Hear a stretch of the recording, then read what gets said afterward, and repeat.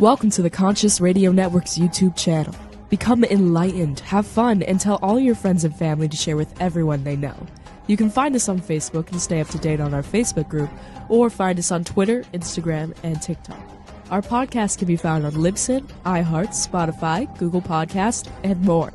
Most of all, remember to go to our official website at consciousradionetwork.com for podcasts, posts, future shows, and scheduling. We also want to welcome our international audience. Don't stop now and join the community. Subscribe today.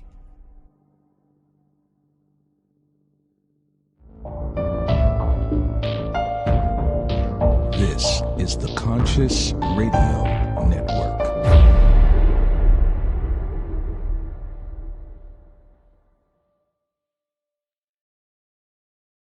Hey, good morning, afternoon, evening, or wherever you might be on the spaceship we call Earth. Welcome to Conscious Radio Network's live podcast series, The Weekly Seance. I'm your host, Reverend Dr. Paul Mekas. Don't forget to subscribe to the YouTube channel, like, share, and comment. Tonight, we will be talking about how your focus determines the level of magic you can achieve. If you want to hack reality, you need to have clear focus. If you're looking to achieve success in the magical endeavors, you need to be focused and motivated. Tonight, Ed the Pagan Hubbard, pagan pioneer, adventurer, futurist, psychic explorer, author, self-confessed addict of cognitive ecstasy, will share with us the main factors that will help you achieve your goals. Co-founder of Witch School, Magic TV, Pagans Tonight, and The Daily Spell. First elder of the Corellian tradition, working as an ontological engineer to design ethnogenic tools to hack reality, to create community between spirit, physical, and cyberspace to share with people around the globe. Let's welcome tonight, first time, Ed Hubbard. How are you doing? Good. I'm always so surprised when I hear that back from people. All the different things that I supposedly have done, and I have. But you've done a lot. I saw the bio. It's like 5 pages. Oh my gosh. Well, yeah, I wrote none of that. Actually, I really have a hard time with bios sometimes. But thank you for having me. I'm really excited about this. You're very welcome. You're very welcome. And we had a mutual friend to introduce us, and I love podcasts. I love all of this stuff. So, yeah, it's fun, especially being a podcaster, and with this now becoming a new studio and stuff, a different background, and giving, because this year, and Happy New Year, everybody! Happy New Year, Ed, and again, welcome to the show on this first broadcast of the year, and it's about the space, it's about the energy, it's about bringing different individuals that have a very interesting and blessing to give to the world. And you tonight have a very interesting thing. When I first started seeing some of your work on some of your broadcasts and podcasts and stuff, I was like, whoa, this is interesting. Now the technomagic. What define technomagic? So magic is expressing your will and having the environment change. So, in fact, what technomagic is how do you get your magic to work with technology? How does technology work with it? Does it work within it, around it, surrounding it? And I always say cyberspace, which is really what we're working with, not metaverse, but cyberspace. Was the original is a space that exists electronically between the molecules. We store it, it has weight, and we interface it through our technology, our interfaces, our devices. And in there, we can do almost anything our imagination, and it mimics so much the psychic world of what we do. And so we can express ourselves within technology, and then that technology can affect us. Yeah. And not to mention too, it's look at virtual reality, the goggles that you wear and getting into this 3D space, and that's mind-blowing in and of itself. And that's coming fast. What today's podcast 5 years from now will be live in-studio shows where our avatars will sit photorealistic in rooms. where everybody can watch. We can have an audience out there who is reacting, and they'll be in their houses, and they will be able not to tell a perceptible difference. I was thinking about doing a show like that sometime this year, working with a couple VR guys that I know that developed the software, and just maybe launching one show to see how it does. But of course, your audience needs to have VR goggles. So Well, and remember, we just saw 40 million VR goggles be sold over the Christmas season. yeah, And they're expecting to sell 100 million in this year, in 2023. This mimics at a little bit faster rate than the adoption of 2005, 2006, of the beginning of the smartphone era. Yeah. You know, people don't realize how fast smartphones took over. So, yeah. And we don't realize how fast our technology is moving. We get into it. I mean, as a child, we were lucky and happy. You know, they make a joke about my favorite thing when I was a kid was a 64 box crayon. My grandson's favorite thing is a Kindle program and it has a program made by Crayola that lets him coloring books on his Kindle. Give you a perception difference of how far we've come so fast. Yeah. The technology in and of itself. I mean, I remember the very first. I do remember the first smartphone, Apple. But the very first cell phone, the brick. And now it has literally become the tricorder that's in Star Trek. And I tell you what, Gene Roddenberry was a genius. Seeing what he has created in his writings and stuff like that now coming to fruition. Oh, we've just seen 2 weeks ago, they actually put out a report about transparent aluminum from the movie, the fourth movie. They're just talking about that. So we've always had this ability to see the future, perceive it. And sometimes expressed through science fiction, sometimes through art, sometimes through predictions, some through, different ways. But we can visualize our future. We've always been able to. And it's a necessary trait if we are to advance in the future. Not everything we see is possible, but so many things we see are probable. Yeah. And that's where technology comes in. We're entering into a real period of time where we can have the creative mind. You got to remember how the internet works. First of all, the internet, there's no such thing as privacy because it was built to create and repeat material. People don't remember how it got built. It got built against a nuclear war. It was built by scientists, by the Department of Defense, DARPA, in order to continue communicating after a nuclear attack. And so we knew that. And then they created this idea of decentralized communication. Jimmy Carter was the first president to ever send an email. It cost him $4.34 in 1975 dollars. Wow. We have now, our little phone here has more capability than Ronald Reagan had to communicate in his entire government.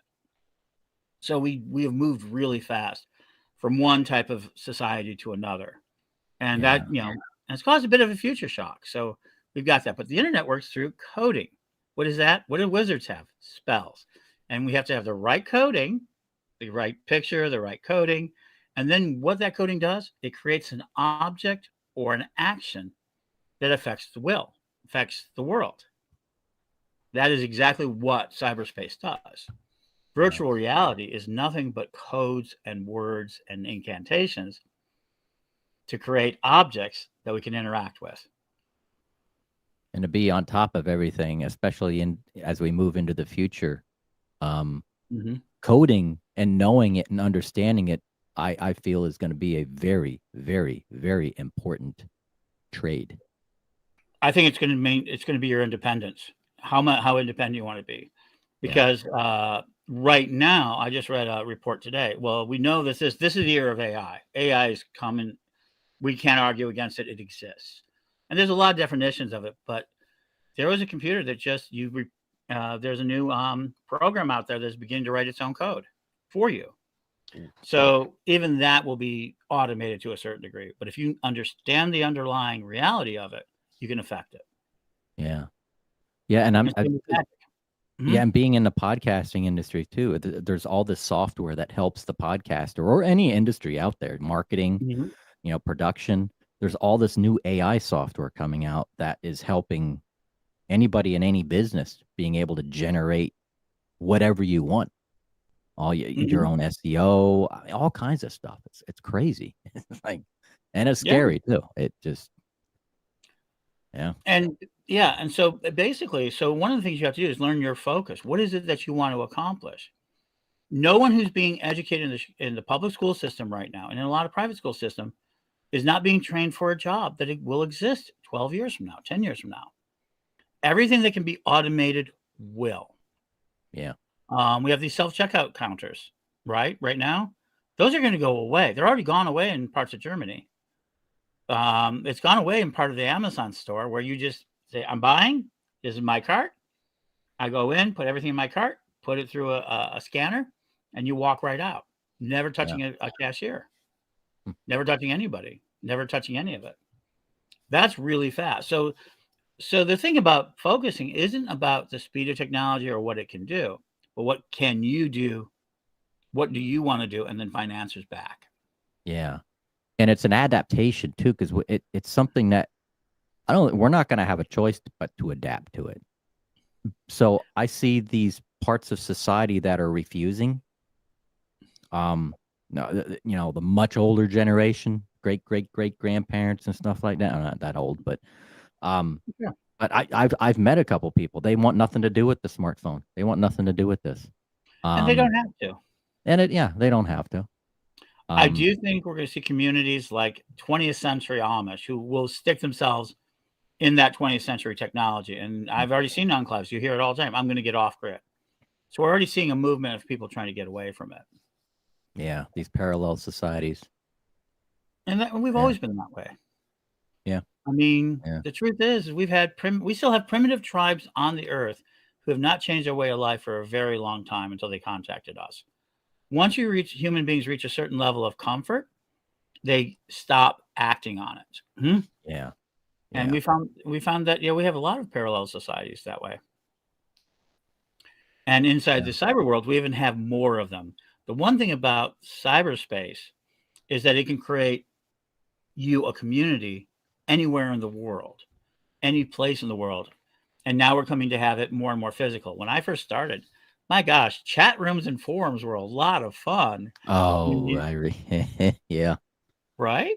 Remember when chat rooms were when AOL first, when I first signed into AOL, it's like you had all these different chat rooms, and then Google had their own, or not Google, but Yahoo had their own different chat rooms, and it's like go in and just talk to people all over the world. Yeah. And then in 99, I was doing live radio, and I moved into something called Internet Relay, IRC radio. And there was the idea of a decentralized platform where you can do a radio show against and people could listen to it. Mm-hmm. But they had to download the reader.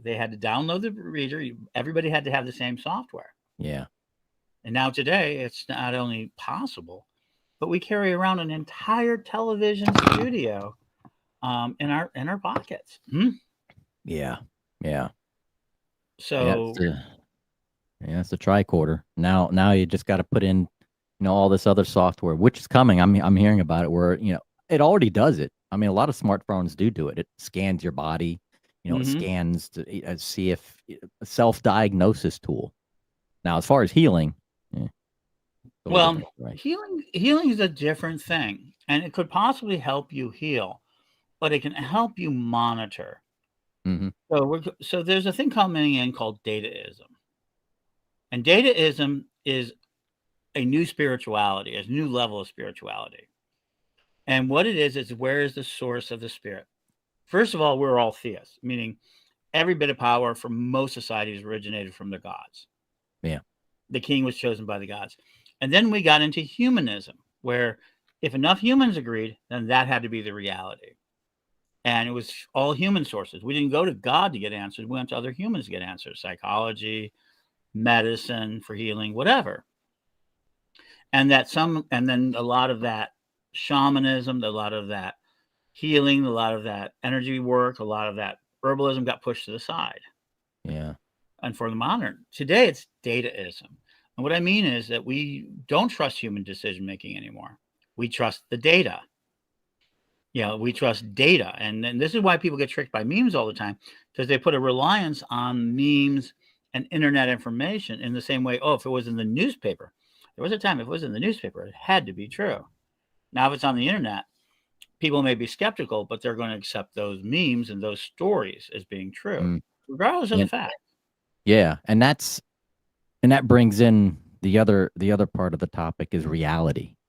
Mm-hmm. The internet is, I feel it's altering our reality, because now it's like, what is true, what's not true, what is it's creating this systemic false sense of reality within people, especially people who depend on specific subjects or topics, or like you said, memes.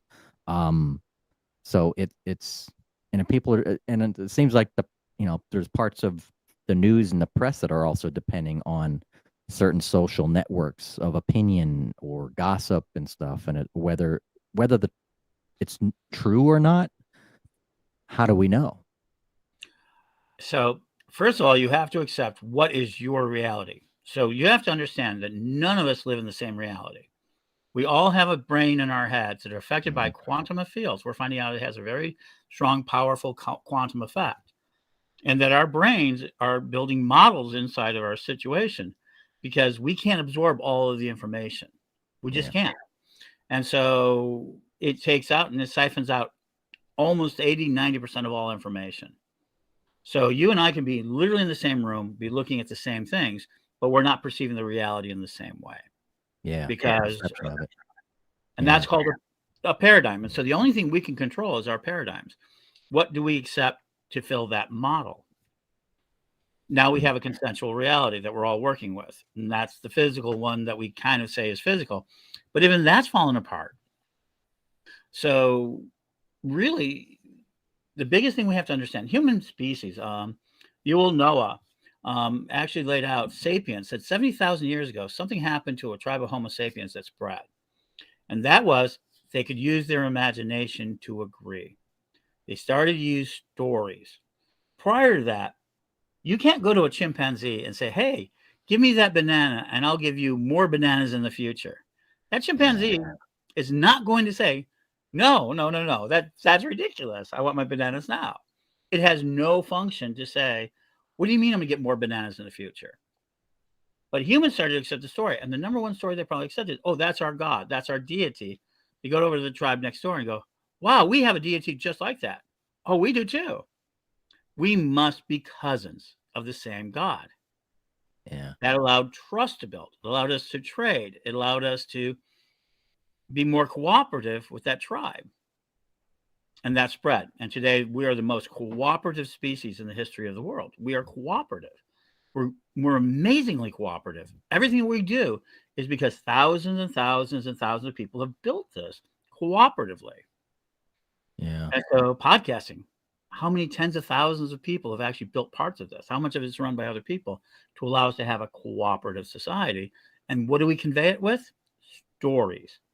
So our reality is all based on our stories, how we interpret our stories, how we tell our stories, and what stories we accept as the central thing. We may not be able to walk off a cliff yet. And the biggest danger of virtual reality, there's already a disease called irreality, IR reality. And that is for people who have spent a lot of time in reality. When they take off the things, they forget what they can't do in physical. So if you could walk off a cliff in virtual reality, when you take those glasses off, at first it's a jarring event. Most people coming back to it, they may actually think they can continue to walk off that cliff. Yeah, I've experienced that brief discombobulation. I mean, I can't wear them very long, about 15, 20 minutes, and I have to take them off. Right. But the things I've experienced, in VR, and then I take them off and kind of just reassociate with the other reality. Mm-hmm. And I just noticed that, I'm looking at my hands. My hands are like, my brain is kind of like trying to refocus and try to, understand, are those my real hands? So you start seeing and hearing yourself think and reanalyze the reality around you Mm-hmm. to reassociate itself. It's amazing. And So- and pretty soon we'll be able to go on space flight. They're going to launch satellites for the sole purpose of taking you on a tour of the galaxy, for the tour of the world. Just imagine you are in space now. You put on your goggles, you put on your haptic hands, you put on your haptic suit, and you get to decide you want to join the space flight. You can then be launched into space. You can then fly to the moon and back at normal speed, or even at rapid speed because the program's there, and have that experience. So what the internet is providing us for the first time is the same thing a book did. It provides us a reality that is not of our own creation, but we can bring it into our lives. What is a book? It is a reality that was written by someone that we could accept into our world. What's a movie? A reality that we accept into our world, into our inner world. Virtual reality is a reality we accept in the inner world. What's magic? It's a set of concepts that we bring into our inner world. So what we call reality and what is a real memory, a lot of them are artificially built. If you consider creativity and movies and books are artificial, meaning not our own experiences. And we live by them. We need them desperately. And so I don't think VR is the big thing that's going to scare people. I don't. I think VR is going to be pretty simple, straightforward, because it's got a nice border to it. Let's talk about something that I really think is coming in. It's called AR, or extended reality, XRs and ARs. Yeah. Have you ever played Pokemon? Well, Pokemon is all around the world. And if you take your camera and you take it on, you see that your world is filled with Pokemon that you can interact with. Not just you, but everybody else. And it lives on top of our world.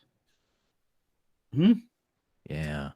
And now we're going to have pretty soon lenses that are coming out. By next year, they'll be out. They're already out for big companies, where you put on a pair of glasses and you can be walking down the street and all of a sudden you will have a ghost appear or a character. And it'll be in this physical reality, but happen being overlaid over it. So we're going to see another layer of reality overlay ours directly. That would be similar to that movie, Valerian. You seen that? I love Valerian. That is an awesome movie, but it's exactly like that. They went to this planet, like a tour group, and they go to this planet, which is literally a desert. For those who are watching and are going to be listening to this later, if you haven't seen the movie, definitely watch it. But Valerian, they're in this desert, and suddenly they come to this like market, and they all put on these glasses, and they're in this entire virtual world that they can't see, but it's actually there. It's amazing. And you get products out of it. Yeah. So here's the biggest thing. If I could give value, we've entered into, and we've been there for a little while, but now we're really there. It's called zero time. So your cognitive ability, let us say, what's a favorite thing you would love to create? Just some artistic thing you like to create. For some people, it might be a ring. Yeah. So now you can go to a ring, go to a program online, design that ring, and send it to a manufacturer, and you could have it in as little as 24 hours. If the manufacturer is in your city, you could have it in 6 hours by 3D printing. Yeah. Everybody's becoming a publisher, because what does it cost to publish a book now? $0 to publish a book. Something that was very expensive right until a few years ago, because you had to buy thousands of copies, find ways of storage and everything else. Now, it's just the amount of time you put into it and the value and the cost of getting it properly edited and everything else. It could be a junk book. It could be literally, you can draw ABC on it and be junk. Yeah. Send it into one of the many producers, Lulu, Amazon, there's a ton and more coming, right? And then they approve it, usually within 24 hours, and then you can order it. And that costs you $0, right? And the time is not nearly zero. Rings, 3Ds. So we're seeing decentralization of things that used to cost us a lot of money. Just like podcasting and radio used to cost me. When I started out radio, it cost me $75 an hour in 1991 to have a radio show. And that was cheap. It was a late night show. Today, what does it cost me to do podcasting? $129 a month for hundreds of hours. It depends. Yeah. And it could be absolutely zero. Now, if I use Facebook, it's absolutely no cost to me. Yeah. But yeah, So we've changed that. So there's the idea of zero time, and this is where people need to focus. And there's going to be virtual art. There's all sorts of things that you can do. So how do you, what do you want to create? The barrier of saying, oh, I want to write a book, but no one will publish me is gone. Mm-hmm. If you want to create pictures, you just go to Printify or other companies very similar, and you can have posters put up, as few or as many as you want. We've taken away scale as the way to enter a market. We've taken away from the big corporation scale. And that makes us all more creative. You want to make tennis shoes? There's Zazzle. I mean, there's hundreds of these sites now, and it's about to become more, which eliminates the manufacturing or the production part and allows you to do so. And if you use any of these, you don't even have to touch the product ever. Yeah. You can live off the creative arts. Isn't that to me is the object that every magician looks for, that creation. How do we here this brings up another question I got now that I just thought about this, is when it comes to the two different realities. And I'm going to get into the pagan and Wiccan aspect of it. Sure. Bring this into the picture. And because I faced this years ago when digital photography came in, because I was telling people I'm never going to go digital. I like, you're going to lose the art, the dark room. I'd spend hours in the dark room, never going digital. Well, guess what? Now I ain't got a choice. But the next question is, like, for magic. Now, I love burning candles. I love using candles to for prayer, for mantras, for spell work, and for just burning a candle in the name of somebody, for thought and energy. Now, we got the old-fashioned physical burning of a candle. There's nothing like it. It's like holding a book, rather than an ebook. You feel the energy. You feel that energy transfer. You have that hands-on, the heat, the energy. However, then you've got the option of a virtual candle. Now, my thought is, and other people might think about this or feel the same way, is, you lose that. You lose that connection. You lose that energetic transfer. You lose the old-fashioned form of magic. Now, do you see that? What's your thought on the reality of a real candle and using and doing magic, or the virtual candle and doing magic? So since the I have intent is still there. Yeah, we actually have on my main site, Witch School, we actually have virtual candles for people, and it's useful. So no, it doesn't yet replace the experience of a physical candle. No, does it? No more than the VR takes you down a ski ride. There's a lot of people who love the ski rides, right? About that, and so it's a matter of what you invest into it and the quality of the simulation. There are people who say we live in a simulation. They've proven kind of we don't. We're made of something else. But right now, the smell of it, the burning of it, of course, that's very powerful, and that builds up all your senses. Remember, magic is about bringing as many of your senses together as possible. And if you're lighting a virtual candle, then you have to do focus. The big thing is that you have to visualize that candle and all of the energy that you remember. So you can superimpose your memories on it to have more energy, because it's not distance. It's not even the object, but the way that you determine your will. So if you can determine your will for lighting virtual candles, if you can bypass that, but now in the future of VR, in the future of it, not too long ago, how much of that experience will you be able to feel the heat of the candle? If you were to go to extinguish it, will you feel the pain of it? Will you see it being so well put that it drops the wax around it? Your mind, and this is the truth of all reality, only accepts what it wants to, and then it'll create the whole story from it. So I like candles, and I love the smell of candles. I love being in the room, the heat of it and all that. So that's fun for me, but it doesn't negate the fact that I can use a virtual candle effectively by bringing all that energy forward and practicing. That's a matter of mental focus and your ability to visualize what you want. Yeah. There's Nemo. It says the astral version of the candle. Mm-hmm. And so all of these realities that we're creating are very similar to the nomadics, the monads, the astral. We talked about all of it. What's the internet but the Akashic records on steroids for us to actually physicalize? Yeah. Yeah, we can go. Yeah, the internet is like, like you said, it's like the Akashic records. You can tap into as much information and as much data as you can. It's endless. And with sensors coming in and things of that nature. So yeah, the candle on the virtual candle is really dependent on your ability to create a connection. Yeah. Same as it is in real life. It's just that when we see the physical thing, it's just so much more vivid to us. And that's the same thing people say about Zoom rooms. They say about, but without the Zoom rooms, without the other qualities, we do make connections there. And that's why we're so eager when we get a chance to meet people in person. But once you know what a candle feels like, that virtual candle becomes easier to perceive. When you meet a person, it becomes easier to make a connection with. Yeah. Yeah.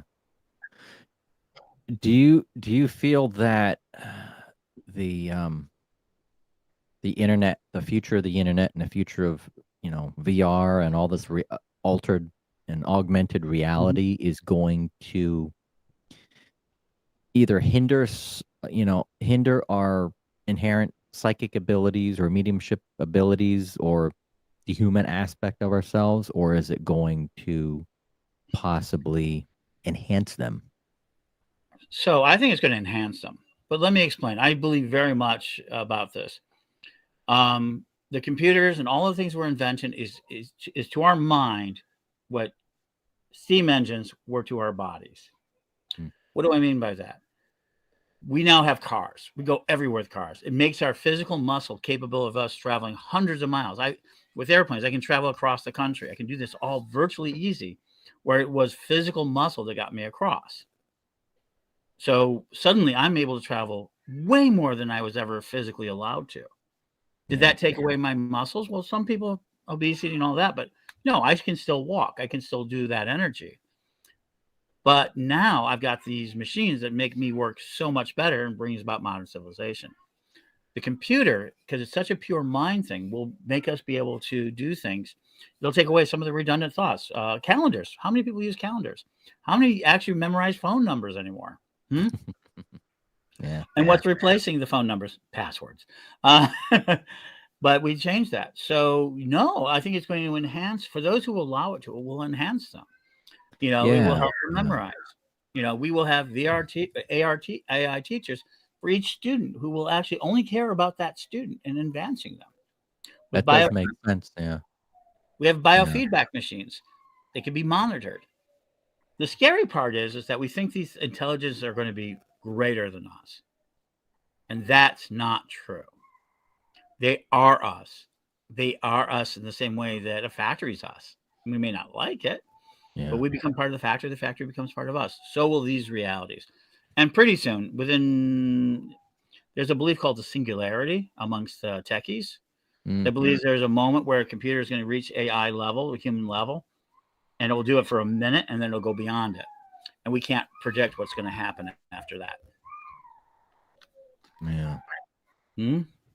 Yeah. I just had a thought, and it was like, what was it? So let me go ahead and give you let me give you one of my favorite tips that I'm starting to teach. All right. It's called sigils. You know what a sigil is. If you don't, it is a magical symbol that is used to shortcut you into a magical place. Guards, wards, and everything else. We have these sigils that help us with our memories. Yeah. Right? Well, what is a QR code but a sigil? You can send them anywhere. We can write whole languages. You can have a whole war of hieroglyphics, QR codes, sigils, and each one of them can take you to another place. To your podcast. What if we had a sigil right here on your podcast? And I could say, if you had a sigil or a QR code right there, which is starting to happen on television, you're on television, you see a QR code. You light up your phone, you take your code, and then it'll take you right to buying a product or an extended interview. And we're just beginning it. QR codes is the language of AI. It's the language of a magical way to get into it. And so every show people do should have it. I mean, I'm moving into that direction really hard, but pretty soon you should have every show should have its own QR code. Faster than remember, human beings save time. What does the AI do? What does all this technology do? It saves time. I know people, my own daughter, she doesn't go grocery shopping very much anymore. She buys it all online. Yeah, DoorDash and Instacart and Amazon. Amazon. Yeah. And because she makes enough money to afford that, she keeps her time together. She gets more of her time. And to be honest with you, it's actually cheaper. I've noticed, depends on where you go or where you shop, but I'd noticed that because when we physically go to the grocery store, we have the tendency to impulse buy and just buy crap we don't need. But you're online and you're looking at specific things that you've searched for or stuff you bought last week, and it shows up and go, okay, buy again. So you're not walking around the store with stuff jumping out at you. I want that. I want that. I want this. I want this. I want that. And you end up buying a lot more than you really need. So the industry is calling this auto-magical. Auto-magical. It is literally a tech term. It almost seems like magic, automatic. You're standing before your toothpaste. You look at your toothpaste. So you have a very little bit of toothpaste left. You go, Ziggy. I like Ziggy. Yeah, people get the reference. I need toothpaste. Yeah. It'll order it to you. And the only way the marketers can get to you is if they can interfere with that process and recommend some other toothpaste. But it'll just automatically order your toothpaste and you'll have it there the next day. Amazon does that. You do auto order. Yeah, and that's called automagical. You buy an airplane ticket. Is there when you your computer, your AI assistant, your second skin, your technology skin will go, how do you want to get to the airport? Oh, why don't you get me an Uber? It will then schedule the Uber. And then it'll make sure your plane's out, and then make sure it's your booking flight. And then it'll check in your booking flight. When it's the right time to say, are you going? It can either ask you or just automatically make sure you got your booking labels. So literally from the time you order it to the time you arrive at the airport, it's all one process. Yeah. Automatically. You don't have to worry about any of it. Right now, you have to do all these different steps. So the value of this all, why is it going to be incorporated? Right? Is because we like to save time. We like to cut out steps. So once we trust it to make our Uber and get our booking labels and tell the airline we're going to have bags and that sort of thing, we'll do that. Yeah. And I see this now I just remembered who I was going to bring up just a moment before we got into this was that I'm seeing technology that you mentioned making things easier to where we're able to concentrate more on the things that are really important. Like you mentioned, I was like, with technology, we don't remember everybody's phone number anymore. Why would we? Why should we? It helps us focus on the things that are more important in our lives, such as I remember the story with Steve Jobs from Apple. He would wear the same clothes every day. And not the same clothes, but jeans, another black shirt, a different black shirt. But it was always the same clothes because he figured, and he had a theory about that. He's like, I don't want to have to wake up in the morning and think about what I want to wear the next morning. I got more important things to put my mind to than have to decide on what color shirt I'm going to wear in the morning. And to be honest with you, I think I'm going to do that. I'm going to try doing that. And it's the same effect. It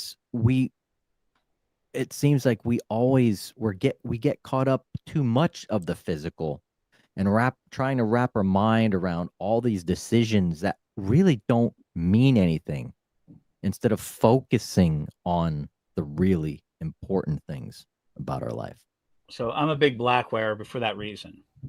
Because I suffered from color blindness in my younger, and I've gotten past it, but I just started wearing just all black or just jeans and black. So and it's called decision fatigue. The more decisions you make, the more fatigued you become. Yeah. But let me offer you a different way what's going to happen. So you have gone through the avatar machine. They've taken a picture of you. They got your weight. They got everything out there. And say you're going to a wedding. Right now, if you go to a wedding, you have to go down and you want to wear a tuxedo. Yeah. Right? You have to go down to the rental place. They measure you. They do all of this.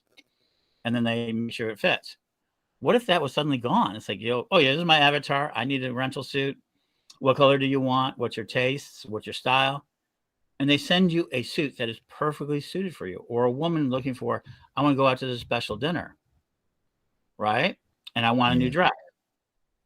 Right? And she can go out and look at it and says, I want that dress. And depending on how much they're willing to pay of resources, that dress can be off the shelf and then rented. Oh, yeah. Most people don't realize most of the gents that go on that runway, the jewelry is all borrowed and rented. So you can go to a party wearing a really fancy dress, $10,000 dress, and it may cost you $100 rental. Yeah. Right? And it goes back. And it has a way of going back. They send you the label, you put it in the package, it goes back. Or you can have it I want something special. You can then order it through zero-time manufacturing, just how long it is. And they will cut that dress specifically for you, and they'll add whatever color or whatever you want to that dress. And the cost of it, because there's no longer taking the seamstress out, it's all done by lasers and 3D reduction. With very little of it, it'll cost a lot less than you would expect. Yeah. And that's taking away even more decisions to have us doing it, or gives you a chance to focus for the woman who wants that special dress. Lets them focus on the dress they want instead of looking through everything to find the dress they can use. And there's already a company doing that by the runway, and there's a couple companies doing that. And there's machines right now that are going into malls, mostly in England and Germany, where a lot of this is more advanced, where you just stand on a thing and they take an avatar of you. And then you can share it with anyone. You can try any clothing or anything. I think I saw one of those machines at a few months back, sometime last year. It creates your avatar. There's this camera, it kind of goes around you, and it's measuring your everything, and then it does all the measurements and stuff, and then gives you your avatar. Yeah. And then that can be used for your clothing, your shoes, everything.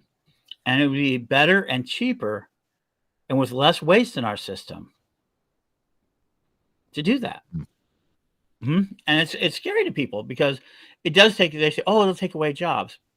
And we've never seen technology take away the bulk of jobs. But it does take away the people who do not want to change. True. I mean, so we're not lacking jobs in the United States because of technology. We are lacking sometimes trained people, and that really is hard. And that's why I'm telling the magicians that you can live in whatever reality. There are people right now who live in Call of Duty and make money in Call of Duty. There are people who live in Warcraft who make their living off of Warcraft. We can involve yourself with these realities already. And if you're good enough, i.e., when I was a kid, the idea of playing a video game in a contest to win what was the latest Call of Duty, it was $2 million pool prize. Yeah. It's ridiculous, right? That is ridiculous. And yet it's a big thing today, and people watch it. What is Twitch? Twitch is a great site. We can use it for a lot of things, but it was for watching us play games. Yeah. And there are people who make thousands and thousands, tens of thousands, $100,000 being observed. So here's where magic and technology all merge. It's called attention. Where your attention goes, your magic flows. Wherever you can pull attention, you can gain strength in cyberspace. What is a podcast but the exercise of attracting attention to share your idea to alter other people's realities, even if it's just a little bit, even if it's just about the perception of, oh, I know Ed Hubbard. He talks about this. Reverend Doctor here, Paul, is like, he does this great weekly seance book. I really like it. Oh, really? Where is it at? You can find it. So it's about attracting attention. And if you can attract enough attention, somebody says, I want that object, then you can go ahead and make it. Or they don't want that object. What's Kickstarter but a dream-making machine that takes out zero costs out of the system by giving people the capital ahead of time instead of having to go to the bank. So we are already seeing these shortcuts of processes that were capitalistic. What's going to be next is where we're going to share more things. Like you probably 10 years from now, we probably won't own as many cars. Personally, we'll be part of services that says, I need a car today. Here's your car. Oh yeah. I need, like I said, clothing. I need a suit. Here's your suit. Yeah, there's So unless you want, a lot of, and COVID, I mean, the whole lockdown a couple of years ago started, really, I started seeing this. People starting to do a lot of at-home work, and that's when it started becoming I wouldn't say becoming popular, but it seems like that's when the boost happened. Podcasting. I mean, if I could do this I wouldn't say 24/7, but this would be the business, doing at home. Don't need a car. Don't have to go to work. Work is here. It's in the studio. But if I need a car, yeah, get on the little phone here. Boop. It's delivered. There you go. Boom. I got to go into Orlando. So these are becoming reality remote controls. Yeah. These are really remote controls in a lot of ways. That sort of thing. So this is where I say magic and technology are coming together, because you can visualize your world. The only thing that you need to run 24 hours a day is enough people paying attention who are willing to throw you some resources. That sort of thing. Now it's dollars. Like if you had a Patreon going, then they could pay you some money for just liking it, kind of sitting on the corner of downtown, throwing you some cash, or you're the National Public Broadcasting System, and they make donations to you. Yeah. And that's a matter of attention. I mean, and that's how I live a lot of it. I do projects and online stuff. I live completely off the internet, either through subscriptions on Wage School, or basically right now I have a book we're making, and, on Kickstarter, we have all sorts of different things, including up to a television station. My latest project, September 4th, was a television station. And we built ourselves a television station you can get on your smart TV. Yeah. And that's on really Roku, right? On Roku right now. And it'll be transferred to Amazon Fire and some of the other things. When we started podcasting, it was like you could only be on one station. I was on Blog Talk Radio. Now you do one show, and what happens?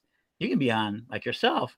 Where are you? Spotify? Are you on iHeartRadio? You're on all of them, right? Yeah. Other than Apple, because it's they're asking for a lot of information, and I am on Apple. Was it Apple Podcast? Yeah, I am on Apple Podcasts. It's just there's some weird glitch going on with my RSS. It's active, but it's not published yet. So sooner or later. Yeah, and then that can happen, and that's something, and that's where the other side of this is. So if you're not taking control of your magic, other people will tell you where you can be and where you can't be. That's the other side of it. I mean, yeah, we see it all down there. So yeah, I mean, that's kind of it. But you can create one show and then broadcast it. But here's the most important thing people don't realize. Unless something happens to our technology, your grandchildren, my great-grandchildren, be able to see me and says, hey, let's go look at what Grandpa Ed did. And they will know we are the most photographed generation yet. We're where it's going to start. We are the cave paintings to the neuro-advanced people.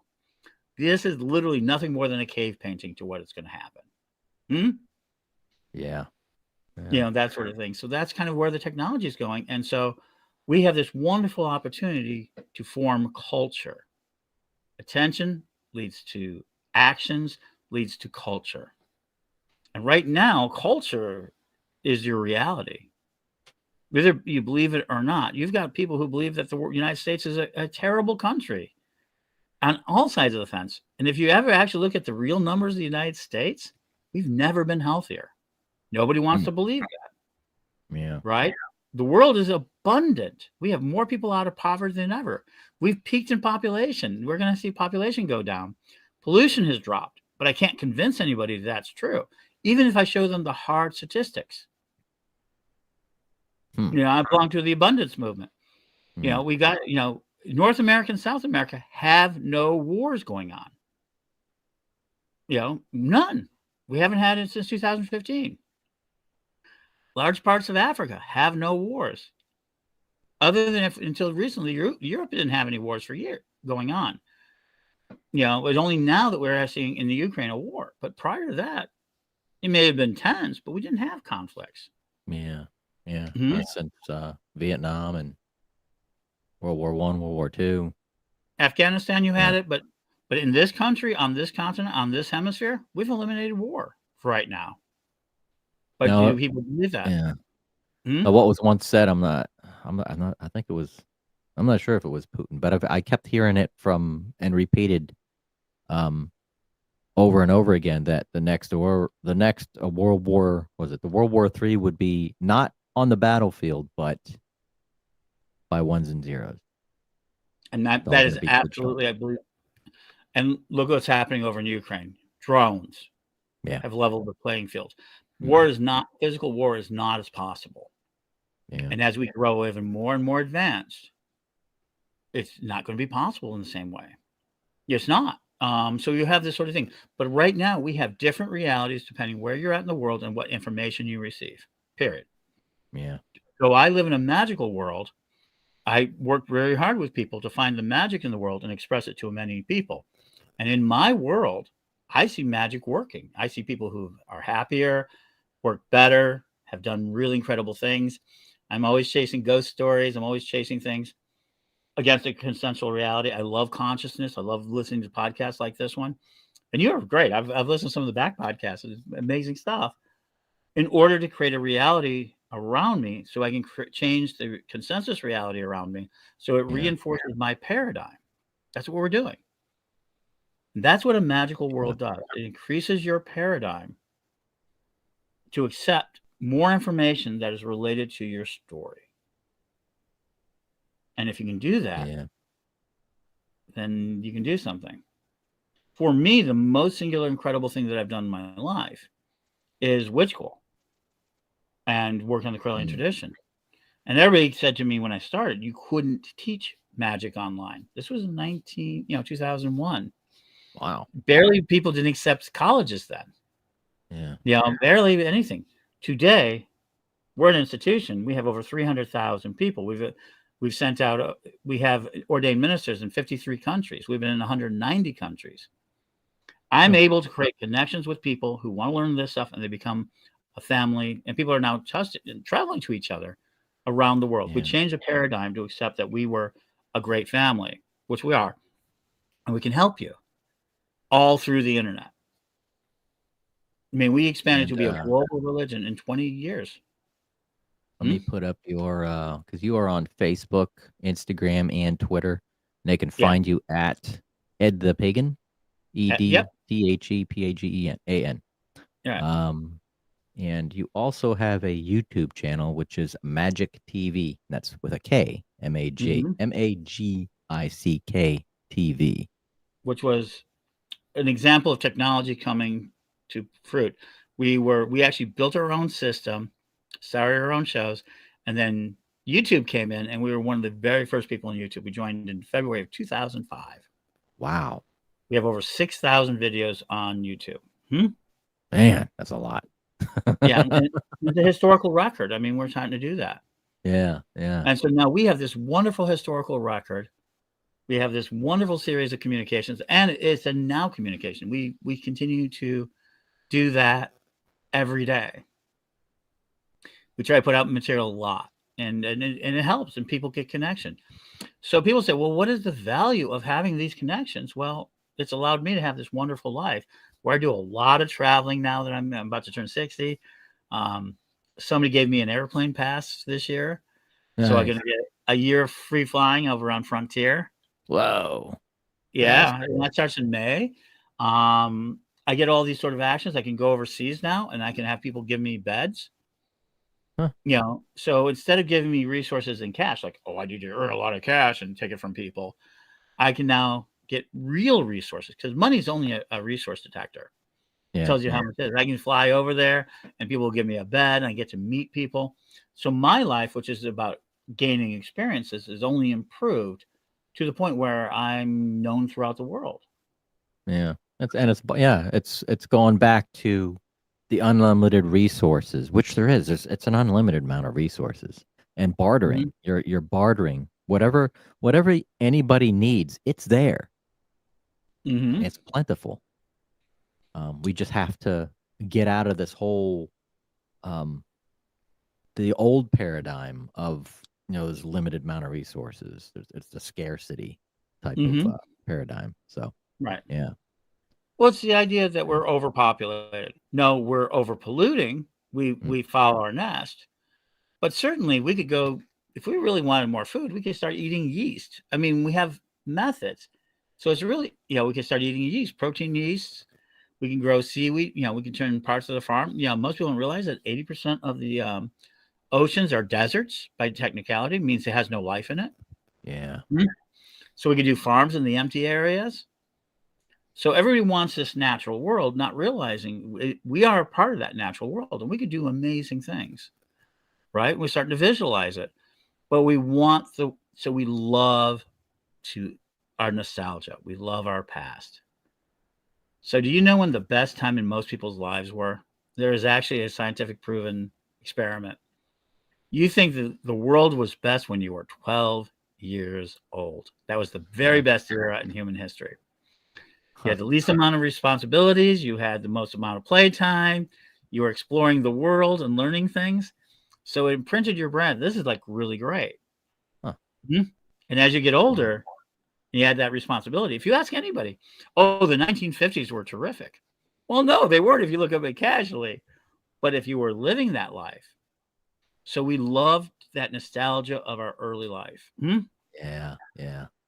And that's why some people who are psychic, this is really important about psychic energy. Why do we not see more psychics from people who have a good life? Well, because they didn't need to test those skills. But people who've had abusive childhoods or lived in bad conditions, or we can go on and on about the stories that your psychics tell about their childhoods not being accepted. And that tests our psychic muscles and makes us develop our psychic ability. Those hard times and things of that nature. So if there's any danger in technology, it makes us lazy. It makes us content.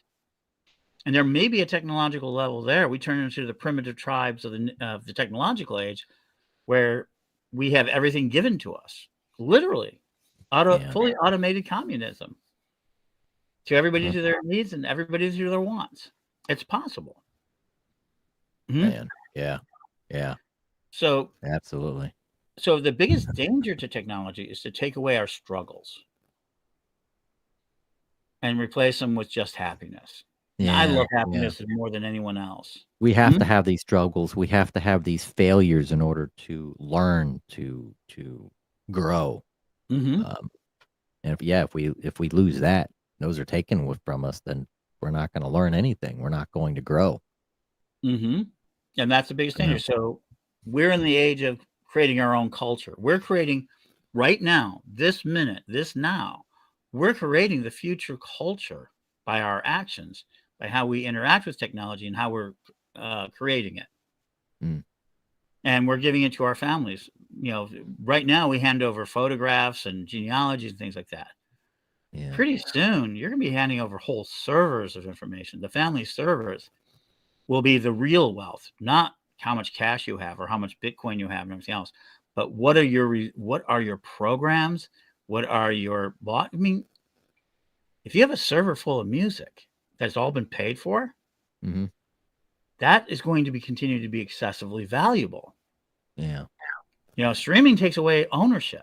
It's great to have streaming, but if you're a musician, do you own your music? And do your people really own that music? So the biggest danger that people should worry about is not owning their technology. What's crazy too is like and I have copies of all these shows ever since I started doing these podcasts. Everything is on a hard drive. These shows are recorded, even though most of them are live for this specific show. Every show I have a copy on a hard drive. So if anything happened to the internet, like something happened, like a server at YouTube just.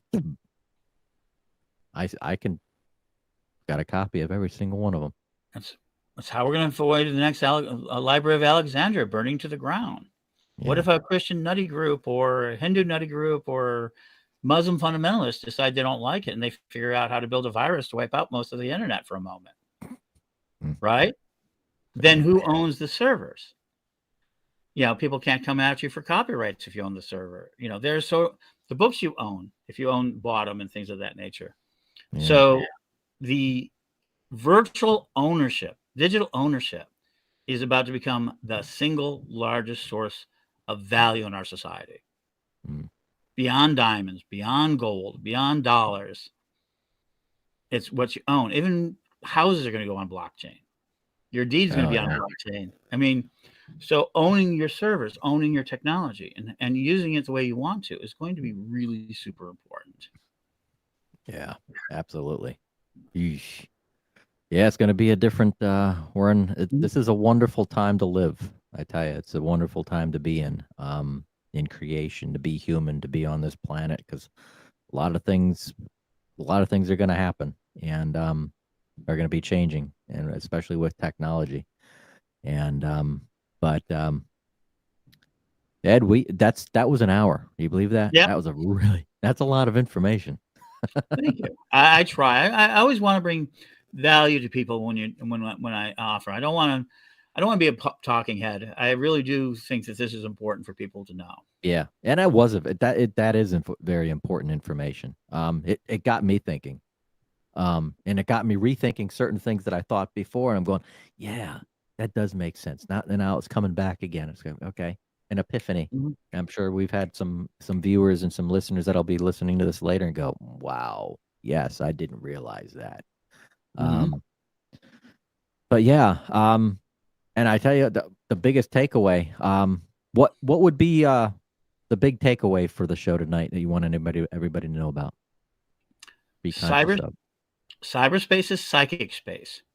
Anything you want to express can be expressed on the internet. You just have to find the process. Period. Yeah. Yep. There's a process and everything, and there's a niche for everybody out there. But yeah, absolutely. See if I can get my mouse to work. It's wireless. Yeah, there you go. Oh man. Well, Ed, it's been a wonderful, wonderful evening to have you on the show tonight. And you're welcome back anytime. And if you want to collaborate with anything in the future, for your network and stuff like that, I'd be happy. Let's sit down, let's talk, and see what we can come up with. Terrific. And I've looked at some of your broadcasts, and they're cool, really awesome, and a lot of good information. I think so. I think I think this has been really fun. I'm looking forward to some more of the guests coming on. So, but thank you for having me tonight, and thank you for this opportunity. You are very, very welcome, Ed. And once again, Happy New Year. Happy New Year. You're the rabbit coming. Oh, yeah. Thank you, everybody, for tuning into Conscious Radio Network. Tune in again next Monday at 8 o'clock Eastern. And until then, I will see you next week.